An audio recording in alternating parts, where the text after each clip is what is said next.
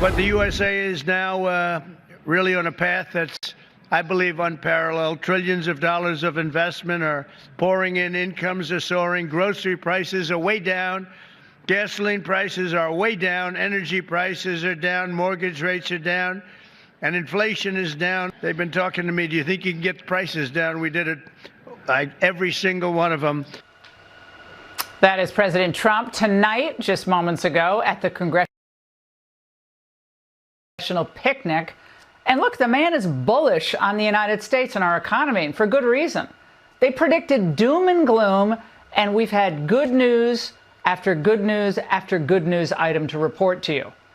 But we do still have the China issue to deal with. And while there was some promising signs after Howard Lutnick and, of course, Scott Bessent met with their Chinese counterparts over the weekend for a few days, Monday and Tuesday, we know that China dominates in a really important area. Of course, they make, a multiple of the ships we can make now and so forth. But the issue of rare earth materials is really difficult.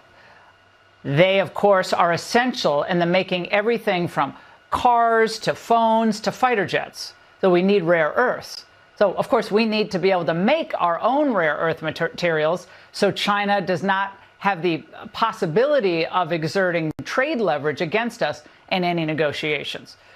We found out yesterday, and we discussed this with Howard Lutnick last night, that China is only giving us, it looks like, a reprieve for a number of months in their, hesitation to export rare earth materials to the United States. So maybe it's 5 or 6 months. We're going to learn more details. But it's not over, because the Chinese, of course, can still hold this over our heads. And if they ever decide to just stop exporting those rare earths to us, well, we're screwed.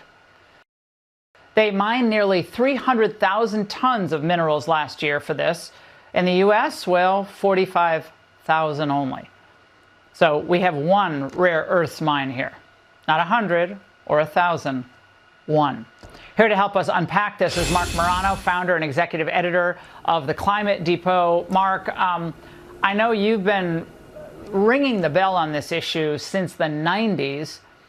Your reaction to what we heard from the Chinese, it seems like they want to hold this Damocles sword over our heads as we move forward in these trade negotiations. Yeah, China is sitting in the driver's seat when it comes to rare earth elements. In fact, they're the dominant provider to the world, not only in the extraction, but in the processing as well. And this is just, if you go back 30 years, not even 30 years, in 1997, the U.S. provided 90% of its own rare earth mining. Now we're relying on 90% imported. That's the shift that we've occurred, and China knows it. And the more China gets control of these markets of rare earth, and the more we shut ours down. And we've shut them down chiefly because of the Clinton administration and their environmental rules in the 90s, and Clinton's sharing of technology and favoritism toward China. And also an unlikely source, Richard Nixon's brother, Edward Nixon, advised the companies back in 97, the only rare earth mining in the United States, who was providing all our rare earths, to actually outsource their pollution to China and allow them to process it, which started a whole process of turning rare earth over to China to avoid U.S. environmental regulations. So we know what caused it, and we know where we are now, and we are beholden at the moment to China, because they not only control it for the United States, but for the world. Okay, so Marc, it sounds like, tell me if I'm wrong, it sounds like we need a real industrial policy, frankly, just focused on that issue. Because we have food, we have energy, yes, and an abundant supply. We have almost everything we need, but we can do this rare earth production, can we not? Yeah, we absolutely can, and it comes down to allowing companies to do it. Now, Donald Trump might be doing wartime production executive orders to help it. We need Congress, and we need to free up American industry and not have this accounting trick where we send it overseas and act like we're now a cleaner environment because we don't produce it here. Yeah, let's not give China any leverage over us whatsoever. Marc, we need a new industrial policy just on that issue. Thank you very much. Coming up, could LA be